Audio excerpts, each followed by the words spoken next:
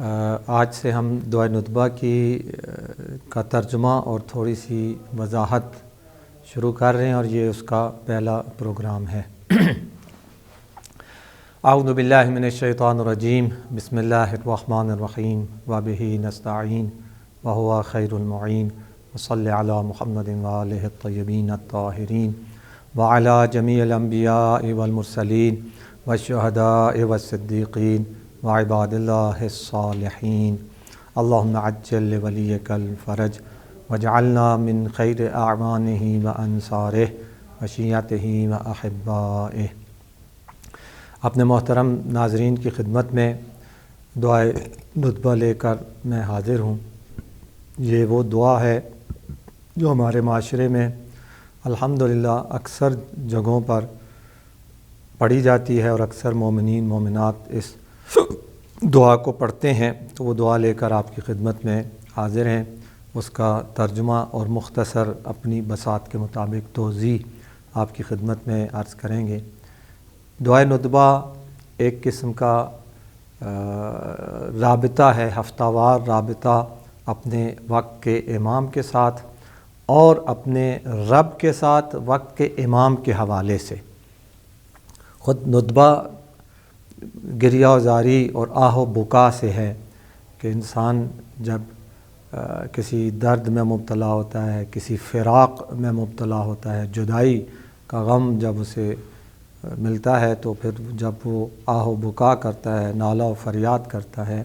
جس کو ندبہ کہتے ہیں۔ تو دعائے ندبہ یعنی یہ فراق یوسف زہرا میں جو آہ و بکا اور نالہ و فریاد کیا جائے، اس کو دعائے ندبہ کہتے ہیں۔ اور بڑی عجیب مناسبت ہے کہ آپ دیکھیے، جو سال کے خوشی کے ایام ہیں، عید فطر ہے، عید قربان ہے، جمعہ کا دن اس کو بھی عید کہا گیا، اور حج الفقراء کہا گیا، تو یہ خوشی کے ایام ہیں۔ تو ان خوشی کے ایام میں مستحب ہے کہ انسان صبح کے وقت، یعنی اپنی عید فطر کے آغاز کرنے کے وقت، اس خوشی کو آغاز کرنے کے وقت دعائے ندبہ پڑھے۔ عید قربان کے دن کو شروع کرنا چاہتا ہے تو اس کے شروع میں دعائے ندبہ پڑھے۔ جمعہ کا دن، عید کا دن، خوشی کا دن، اس کو شروع کرنا چاہتا ہے تو سب سے پہلے دعائے ندبہ پڑھے، یعنی اپنے مولا کے فراق میں آہ و بکا کرے، نالہ و فریاد کرے، اور پھر اس کے بعد اپنے دن کا آغاز کرے، اپنے خوشی کے دن کا آغاز۔ تو یہ ایک قسم کا پیغام ہے کہ جب تک تمہارے وقت کے امام کا ظہور نہیں ہو جاتا، اپنی خوشیوں میں بھی امام کی جدائی کے غم کو یاد رکھنا ہے۔ تو بہرحال دعائے ندبہ ایک بہت بڑا خزانہ ہے ہمارے پاس، ایک بہت بڑی نعمت ہے کہ جس کے ذریعے سے ہم اپنے وقت کے امام کے ساتھ بھی رابطہ قائم کرتے ہیں، اور اپنے خدا کی بارگاہ میں بھی اپنے امام کی غیبت، جدائی اور فراق کا نالہ و فریاد اور آہ و بکا کرتے ہیں۔ تو یہ چونکہ ہمارے معاشرے میں الحمدللہ ایک رائج دعا ہے، اور ہمارا فرض بھی بنتا ہے کہ اپنے وقت کے امام کے ساتھ رابطے میں رہیں۔ تو چونکہ وہ پردہ غیبت میں ہے، تو رابطے کے مختلف ذریعے بتائے گئے ہیں، اور منتظران کی مختلف ذمہ داریاں جو بتائی گئی ہیں، ان میں سے ایک اپنے وقت کے امام کے لیے دعا کرنا، اور خصوصاً دعائے ندبہ کی تلاوت ہے۔ تو دعائے ندبہ بہت ہی خوبصورت اور بہترین دعا اور مناجات ہے، اپنے رب کے ساتھ بھی اور اپنے وقت کے امام کے ساتھ بھی۔ بہت کم ایسی آپ کو دعائیں ملیں گی جس میں آپ بیک وقت خدا اور امام دونوں سے رابطے میں ہوتے ہیں۔ انہی دعاؤں میں سے یہ ایک دعا ہے، دعائے ندبہ، جس کے بارے میں کہا گیا ہے کہ عید فطر، عید قربان، عید غدیر اور جمعے کے دن، یہ 4 خوشی کے اہم ایام ہیں سال میں، تو ان 4 دنوں میں اپنے وقت کے امام کو دعائے ندبہ کے ذریعے سے یاد کریں۔ اور تمام دعاؤں کی طرح جو آداب دعا میں بھی ذکر کیا گیا ہے، اس دعا کا آغاز بھی خداوند تعالیٰ کی حمد و ثنا کے ساتھ ہوتا ہے کہ الحمدللہ رب العالمین۔ وہی سورہ فاتحہ کی پہلی آیت، بسم اللہ الرحمن الرحیم، الحمدللہ رب العالمین، کہ تمام تعریفیں اس اللہ کے لیے ہیں جو عالمین کا رب ہے۔ رب یعنی جو کسی چیز کا مالک بھی ہو اور پھر اس کی نشو و نما میں اور پرورش میں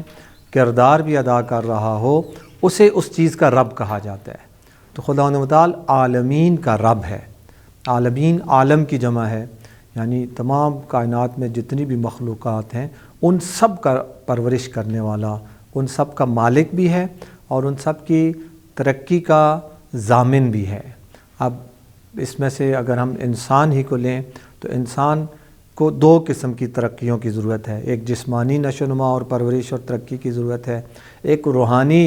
نشو و نما پرورش اور ترقی کی ضرورت ہے۔ تو خداوند تعالی نے ان دونوں کا بندوبست کیا ہے، اور وقت کا امام جو ہوتا ہے وہ حجت خدا، وہ واسطہ فیض ہوتا ہے خالق اور مخلوق کے درمیان۔ بیمنہ رزق الورا، یعنی جس کے طفیل، جس کے ذریعے سے، جس کے واسطے سے، جس کی برکت سے رزق الورا، مخلوقات کو رزق عطا کیا جاتا ہے۔ تو جسمانی رزق بھی، مادی رزق بھی اور روحانی رزق بھی، کہ رزق پرورش کے لیے، نشو و نما کے لیے بنیادی ترین ضرورت ہے انسان کی۔ تو یہ امام وقت کے ذریعے سے انسان کو اور مخلوقات کو حاصل ہوتا ہے۔ تو تمام تعریفیں اس اللہ کے لیے جو عالمین کا رب ہے، یعنی اس نے جو کچھ بھی خلق کیا ہے وہ قابل تعریف ہے اور ہم اس کی حمد و ثنا بجا لاتے ہیں۔ اور پھر خدا کی تعریف کے بعد خدا کی پاک اور پاکیزہ مخلوق، خدا کی بہترین مخلوق، خدا متعال کی پسندیدہ ترین مخلوق وہ محمد و آل محمد علیہ السلام ہے۔ اس لیے آگے ہم پڑھتے ہیں وصلی اللہ علی سیدنا محمد نبیہ و آلہ وسلم تسلیما، کہ خدا کی حمد و ثنا کے بعد درود اور سلام ہو اللہ تعالیٰ کا ہمارے آقا و سردار محمد صلی اللہ علیہ وآلہ جو اللہ کے نبی ہیں، اور ان کی پاکیزہ آل پر ہمارا سلام اور درود ہو۔ تو یہ بھی روایات میں بھی جیسے کہ آیا ہے کہ انسان جو بھی دعا مانگتا ہے وہ دعا حجاب میں ہوتی ہے، پردے میں ہوتی ہے۔ اگر اس دعا سے پہلے درود شریف پڑھا جائے، صلوات پڑھی جائے اور آخر میں بھی، تو پھر وہ پردہ ہٹ جاتا ہے اور وہ پھر دعا خالق کائنات تک پہنچ جاتی ہے۔ یا ایک اور روایت میں ہے کہ خداوند متعال محمد و آل محمد علیہ السلام پر، اپنے نبی پر بھیجے ہوئے درود کو کبھی رد نہیں فرماتا۔ تو جب آپ کوئی بھی حاجت ہے، آپ کی کوئی بھی دعا ہے، اگر اس حاجت سے پہلے بھی درود پڑھیں، اس کے بعد بھی درود پڑھیں اور ان دو صلواتوں کے درمیان میں اپنی حاجت مانگیں، تو خدا کے کرم سے بعید ہے کہ وہ شروع والی دعا یعنی درود بھی قبول کر لے، اور آخر والی دعا یعنی آخر میں جو درود پڑھے وہ بھی قبول کر لے، اور بیچ میں جو آپ نے دعا مانگی ہو اس کو وہ رد کر دے۔ یہ خدا کے کرم سے بعید ہے۔ یعنی ایک راستہ ہمیں بتایا گیا اپنی دعائیں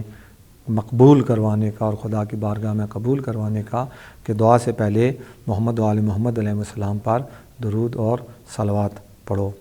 تو یہاں پہ بھی ہم اس دعا کے آغاز میں خدا تعالی کی حمد و ثنا بجا لاتے ہیں، اس کے بعد ہم محمد و آل محمد علیہ السلام پر درود بھیجتے ہیں، اور پھر یہاں سے آغاز ہوتا ہے۔ چونکہ ایک حجت خدا کے بارے میں خدا سے مناجات کرنی ہے، تو یہاں سے پھر خدا تعالی کی جو حجج ہیں، حجتیں ہیں، ان کے ذکر کا آغاز ہوتا ہے، کہ پہلے کلی طور پر ان تمام حجتوں کا ذکر کیا جاتا ہے کہ اللہم لک الحمد علی ما جرا بہ قضاؤک فی اولیائک، اے میرے اللہ تیرے لیے تعریف ہے، تمام تعریفیں ہیں اس پر علی ما جرا بہ قضاؤک فی اولیائک، جو کچھ تو نے اپنے اولیاء کے لیے مقدر فرمایا ہے۔ یعنی تو نے اس کائنات میں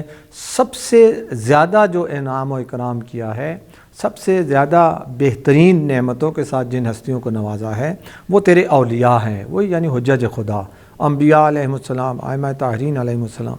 کہ یہ کون لوگ ہیں اولیاء؟ الذین استخلصتہم لنفسک ودینک، سبحان اللہ،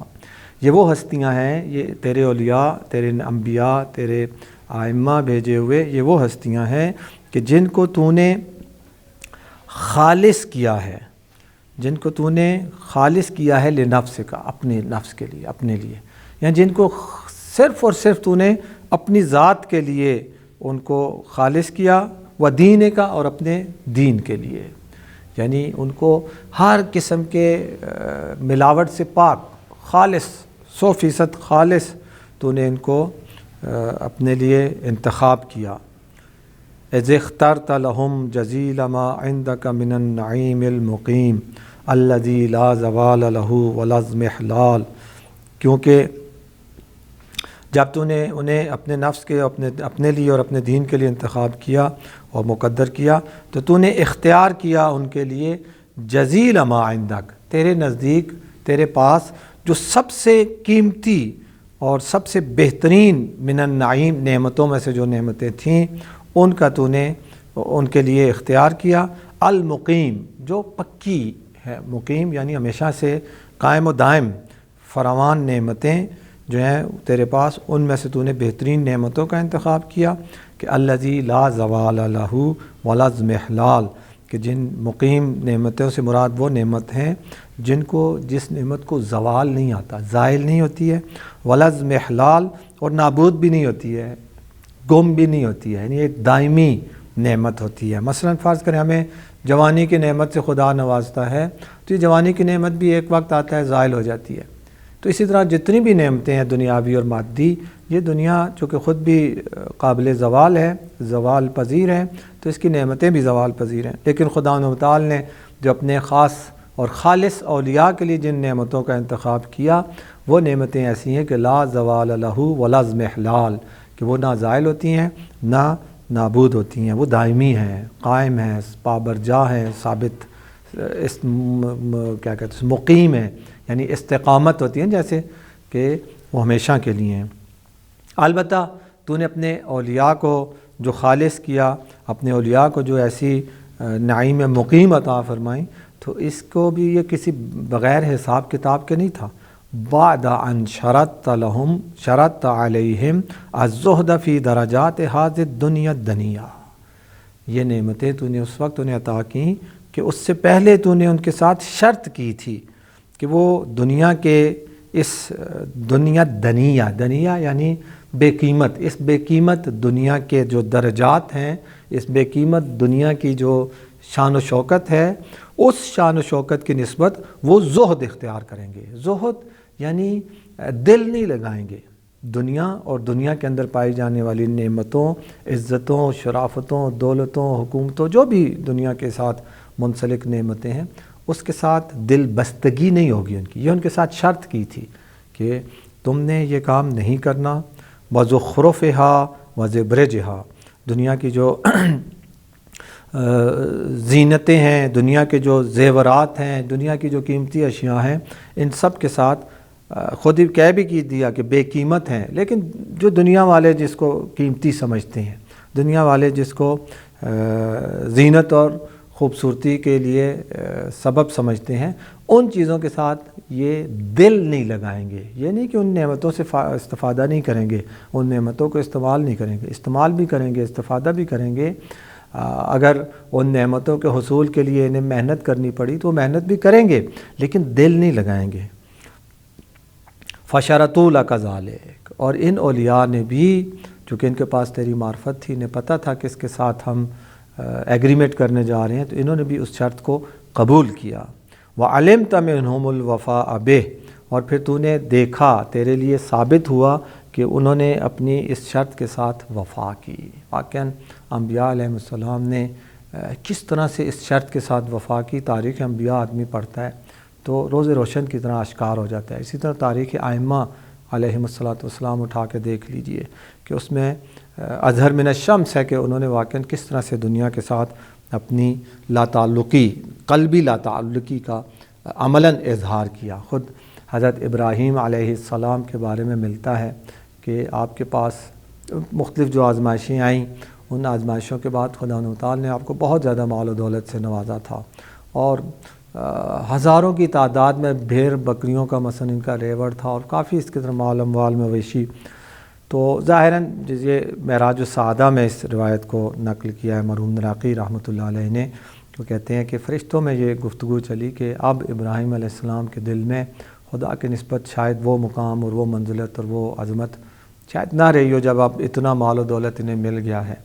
تو خدا و تعالی نے ایک فرشتے کو بھیجا، جاؤ اور جا کے دیکھو میں نے جس کو خلیل بنایا ہے اس کو ایسے ہی نہیں بنایا، میرا آزمایا ہوا ہے۔ تو حضرت ابراہیم علیہ السلام بیابان میں جنگل میں جہاں کہیں وہ اپنی بھیڑ بکریوں کو چرا رہے تھے، یہ فرشتہ انسانی روپ میں گیا اور اس نے یہ ذکر پڑھا، سبوح قدوس رب الملائکۃ والروح، یہ ذکر پڑھا بلند آواز سے۔ اس کی آواز حضرت ابراہیم علیہ السلام کے کانوں میں جب پہنچی تو حضرت ابراہیم علیہ السلام یعنی خود بے خود ہو گئے، یعنی اپنے کنٹرول میں نہ رہے اور اس آواز کی طرف چلے۔ وہ مسلسل اس ذکر کو پڑھے جا رہا تھا، اور یہ اس ذکر کے پیچھے پہنچے اس مقام پر، دیکھا کہ ایک بلند ٹیلا ہے، اس کے اوپر ایک شخص ہے جو یہ ذکر پڑھ رہا ہے۔ تو حضرت ابراہیم علیہ السلام جب یہ پہنچے تو وہ رک گیا۔ تو حضرت ابراہیم علیہ السلام نے کہا کہ میرے پاس جو کچھ بھی ہے اس کا 1/7 یعنی 1/3 حصہ میں تمہیں دیتا ہوں اگر ایک بار یہ ذکر دوبارہ پڑھو۔ تو اس نے پھر پڑھا سبوح قدوس رب الملائکۃ والروح۔ حضرت ابراہیم علیہ السلام کو اتنا یعنی وہ وجد میں آئے کہ انہوں نے کہا کہ میرے پاس جو کچھ ہے پیچھے اس میں سے آدھا مال میں تمہیں دیتا ہوں، ایک دفعہ پھر پڑھو۔ اس نے پھر پڑھا، پھر کہا میرے پاس جو کچھ ہے سب کچھ میں تمہیں دیتا ہوں، ایک دفعہ پھر پڑھو۔ اس نے پھر پڑھا۔ اس نے حضرت ابراہیم علیہ السلام نے کہا میں اپنے آپ کو بھی تمہاری غلامی میں دیتا ہوں، ایک دفعہ پھر اس کو پڑھو۔ تب اس فرشتے نے کہا کہ اس انسان نے کہ میں انسان نہیں فرشتہ ہوں، مجھے آپ کی مال اموال کی ضرورت نہیں، میں تو یہ دیکھنے آیا تھا کہ اتنا مال ملنے کے بعد آیا خدا کی محبت آپ کے دل میں کہیں کام تو نہیں ہو گئی، اور دنیا کی محبت اور دنیا کے ساتھ دل تو نہیں آپ کا لگ گیا، لیکن واقعاً ثابت ہو گیا کہ آپ کے پاس سب کچھ ہونے کے باوجود ان چیزوں کے ساتھ آپ کی دلی وابستگی نہیں ہے۔ تو وَعَلِمْتَ مِنْهُمُ الْوَفَاءَ بِكَ کہ خدایا تو نے تیرے لیے ثابت ہو گیا کہ انہوں نے اس شرط کو پورا کیا، عملی جامہ پہنایا۔ فَقَبِلْتَهُمْ پس تو نے بھی ان کی اس شخصیت کو، ان کی شخصیات کو قبول کر لیا، یعنی ایک قسم کا سلیکٹ کر لیا۔ وَقَرَّبْتَهُمْ انہیں اپنے قریب کر لیا۔ وَقَدَّمْتَ لَهُمُ الذِّكْرَ الْعَلِيَّ وَالثَّنَاءَ الْجَلِيَّ اور ان کو تو نے بلند ذکر والا بنا دیا اور ان کو کھلی آشکار اور روشن ثنا والا بنا دیا، یعنی اب دنیا میں نام ہے حضرت ابراہیم علیہ السلام کا، دنیا میں نام ہے۔ آگے پھر دوبارہ ذکر آئے گا کہ خانہ کعبہ میں مقام ابراہیم ہے، حضرت ابراہیم علیہ السلام کی نشانیاں ہیں۔ تو اسی طرح جتنے بھی انبیاء تھے ان کو تو نے ان کے ذکر کو بلند و بالا کر دیا۔ تو دنیا کی بات ہے، مگر نہ عالم آخرت میں اور عالم بالا میں ان کا کیا مقام ہے وہ ہم تصور بھی نہیں کر سکتے۔ وَأَهْبَطْتَ عَلَيْهِمُ الْمَلَائِكَةَ تو نے ان کے اوپر بھیجے نازل کیے اپنے فرشتے۔ وَكَرَّمْتَهُمْ بِوَحْيِكَ اور انہیں اپنے وحی کے ذریعے سے، اپنی وحی ان پر بھیجنے کے ذریعے سے انہیں کرامت عطا کی، انہیں عظمت عطا کی۔ ظاہری بات ہے جس کے پاس خدا کی طرف سے نمائندہ آتا ہو، خدا کے ساتھ جس کا رابطہ ہو، خدا جسے پیغام بھیجتا ہو، خدا جس سے گفتگو کرتا ہو، تو اس سے بڑھ کر اس کے لیے اور کیا عظمت ہو سکتی ہے۔ تو اپنی وحی کے ذریعے سے تو نے انہیں باکرامت بنایا، ان کا اکرام کیا۔ وَرَفَعْتَهُمْ بِعِلْمِكَ اور اپنا علم تو نے انہیں عطا کیا، علم خدا و تعالی تو نے اپنا علم ان کو عطا کیا۔ وَجَعَلْتَهُمُ الذَّرِيَّةَ إِلَيْكَ اور تو نے ان کو ذریعہ بنایا اپنی طرف۔ وَالْوَسِيلَةَ إِلَىٰ رِضْوَانِكَ اور تیری رضا کا وہ وسیلہ بنے، یعنی جس نے خدا کو حاصل کرنا ہے، خدا تک پہنچنے کا ذریعہ تیرے یہ اولیاء ہیں، اور جو خدا کی رضا حاصل کرنا چاہتا ہے تو خدا کی رضا حاصل کرنے کا وسیلہ اور ذریعہ بھی یہی اولیاء خدا ہیں کہ ان کے ذریعے سے انسان خدا کی رضا اور خدا کا قرب حاصل کر سکتا ہے۔ وَبَعْضٌ أَسْكَنْتَهُ جَنَّتَكَ اب ان کی تفصیل آ رہی ہے کہ ان انبیاء میں سے ایک، ان اولیاء میں سے ایک ولی کو تو نے خلق کرنے کے بعد جنت میں انہیں سکونت عطا کی، جنت میں انہیں رہائش عطا کی، الا ان اخرجتہ منہا، یہاں تک کہ تیرے چونکہ جو مصلحت تھی، جو خدا و تعالی کا ہدف تھا وہ یہی تھا کہ حضرت آدم علیہ السلام کو زمین پہ بھیجنا ہے، تو وہ جب وہ وقت پورا ہو گیا تو نے پھر ان کو ان اخرجتہ منہا، اس جنت سے نکال کر زمین پہ بھیج دیا۔ وبعد حملتہ فی فلکک ونجیتہ ومن آمن معہ من الہلکۃ برحمتک، اور انہی انبیاء میں سے، انہی اولیاء میں سے ایک ولی کو تو نے اپنی کشتی پر سوار کیا،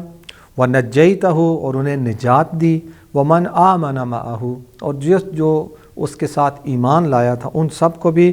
من الہلکۃ، ہلاک ہونے سے، ڈوبنے سے تو نے بچایا، برحمتک، اپنی رحمت کے طفیل۔ حضرت نوح کا ذکر ہے یہاں پر۔ اس کے بعد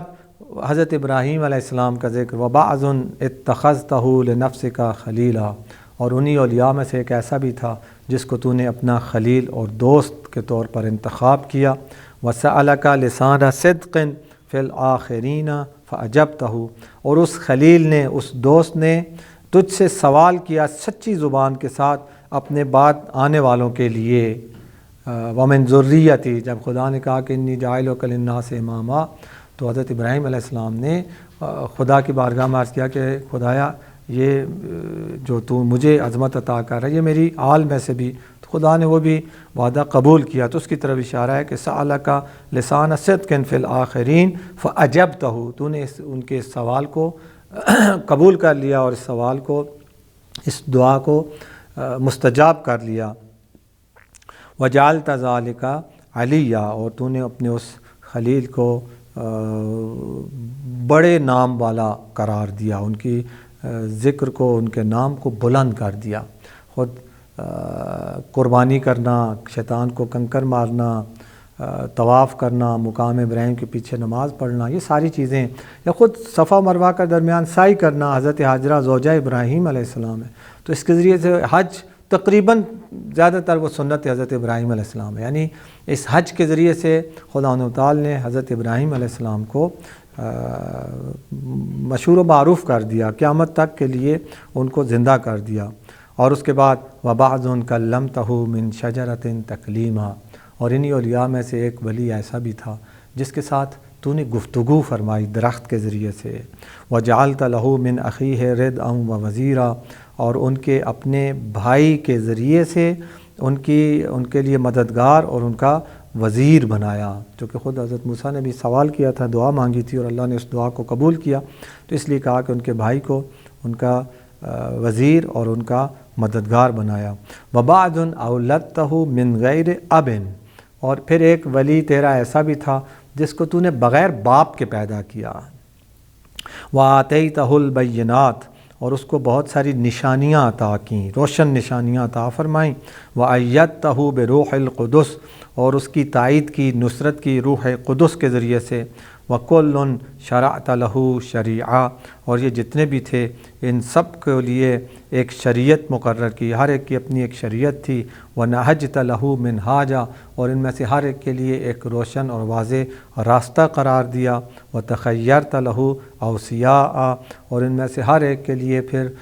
بہت سارے اس کے وصی بنائے، یعنی ایک کے بعد ایک وصی بنائے، اختیار کیے۔ مستحفظا بعد مستحفظ، کہ یہ ایک کے بعد ایک آتے تھے اور اس دین کی، اس شریعت کی، اس نبی اور اس ولی کی تعلیمات کی وہ حفاظت کرتے تھے۔ من مدت الی مدہ، اپنی اپنی مقررہ مدت، کوئی 10 سال کے لیے، کوئی 20 سال کے لیے، اس طرح سے اپنی اپنی مدت میں وہ آتے رہے اور کرتے رہے۔ کس لیے سارے کام کیے؟ اقامتا لدینک، تیرے دین کو قائم کرنے کے لیے، وحجتا علی عبادک، اور دوسری غرض اور اس کا مقصد یہ تھا کہ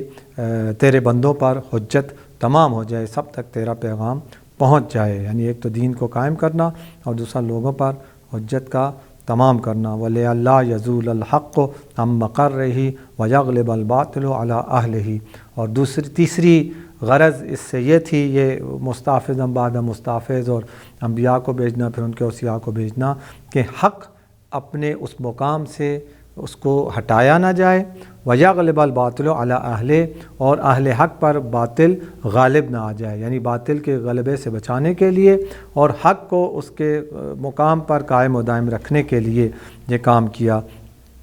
اور پانچویں اور آخری چیز غرض جو اس سے تھی وہ یہ تھی کہ وَلِأَلَّا يَقُولَ أَحَدٌ لَوْلَا أَرْسَلْتَ إِلَيْنَا رَسُولًا مُنذِرًا وَأَقَمْتَ لَنَا عَلَمًا هَادِيًا، اور کل کوئی یہ نہ کہے کہ یا اللہ تو نے اگر ہماری طرف کوئی نبی بھیجا ہوتا، رسول بھیجا ہوتا جو ہمیں انذار کرتا، ڈراتا، ہمیں بتاتا، وَأَقَمْتَ لَنَا عَلَمًا هَادِيًا، جو ہدایت کا پرچم بلند کرتا، تو ہم بھی مثلاً فَنَتَّبِعَ آیَاتِکَ مِن قَبْلِ أَن نَّذِلَّ وَنَخْزَىٰ، ہم آج ذلیل و رسوا نہ ہوتے اور ہم تیری ان نشانیوں کی اتباع کرتے۔ تو اس لیے اللہ نے بھیج دیے، نبی بھی بھیج دیے، ان کے وصی بھی بھیج دیے، تاکہ کل کو یہ نہ کہہ سکے کہ مجھ تک تیرا پیغام نہیں پہنچا تھا۔ إِلَىٰ أَنْ انتہیت بالامر الی حبیبک و نجیبک، جہاں تک کہ یہ انبیاء کا سلسلہ اور ان کے اوصیاء کا سلسلہ چلتا رہا، یہاں تک کہ یہ امر آ کر منتہی ہوا، اختتام پذیر ہوا، الی حبیبک و نجیبک، تیرے حبیب کی طرف اور تیرے نجیب کی طرف، جس کو تو نے منتخب کیا تھا۔ وہ کون ہے؟ محمد صلی اللہ علیہ وآلہ، جو حضرت محمد صلی اللہ علیہ وآلہ وسلم ہیں۔ انشاءاللہ خدا کل آپ کی خدمت میں اس کے بعد آگے جو ہے وہ اسی دعا کو ہم لے کر چلیں گے۔ تو یہاں تک اللہ کی حمد و ثنا بجا لائے ہم، محمد و آل محمد علیہ السلام پر درود اور سلام بھیجا، اور اس کے بعد انبیاء علیہ السلام کا اجمالی طور پر ذکر تھا کہ اور اس کے اہداف اور مقاصد یہاں بتائے گئے کہ 5 اہداف تھے انبیاء اور ان کے اوصیاء کو بھیجنے کے۔ تو انشاءاللہ آنے والے درس میں پھر ہم پیغمبر صلی اللہ علیہ وسلم کے بارے میں جو دعائے ندبہ میں خدا کے ساتھ مناجات ہیں وہ آپ کی خدمت میں پیش کریں گے۔ خدا و تعالی سے دعا ہے مجھے، آپ تمام محترم ناظرین کو، سب کو اپنے وقت کے امام کے ساتھ مرتبط اور منسلک ہونے کی توفیق عطا فرمائے۔ والحمدللہ رب العالمین، وصلی اللہ علی محمد و